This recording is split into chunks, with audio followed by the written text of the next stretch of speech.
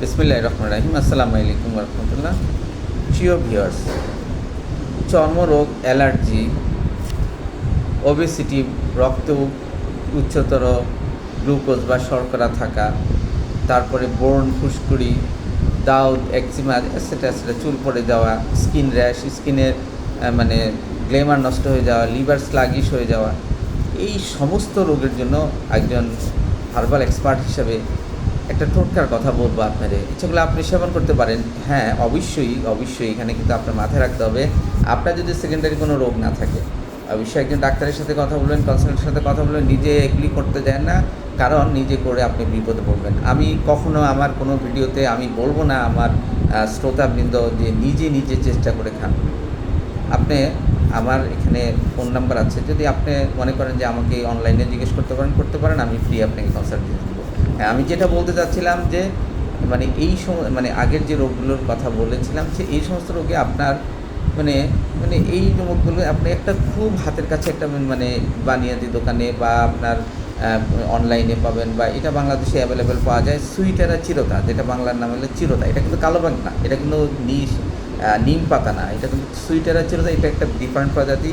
এটা আমাদের দেশে অ্যাভেলেবেল পাকিস্তান, চায়না এবং ইরানের মতো একটু শুষ্ক জায়গা হয়, এবং এটা মারাত্মক ধরনের একটা তিতা ওষুধ। তো আল্লাহ এই তিতার মধ্যে প্রচুর গুণাবলী রেখেছেন।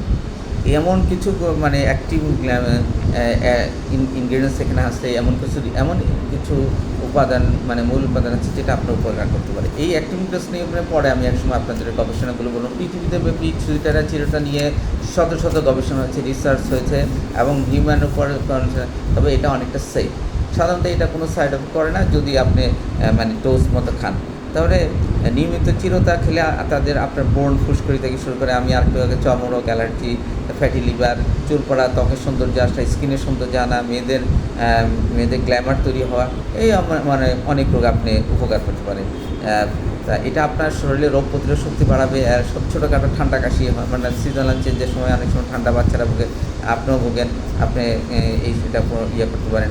এটা যেহেতু তিতা, আপনি বাচ্চাদের মধু দিয়ে খাওয়াতে পারেন, প্রচুর পরিমাণ চিনি দিয়ে খাওয়াতে পারেন, বা দুধ মধুর সাথে একত্র করে খেতে পারেন। বয়স্করা সরাসরি খেতে পারেন, অথবা মধু বা ডায়াবেটিস না থাকলে মধু বা চিনি দিয়েও খেতে পারেন।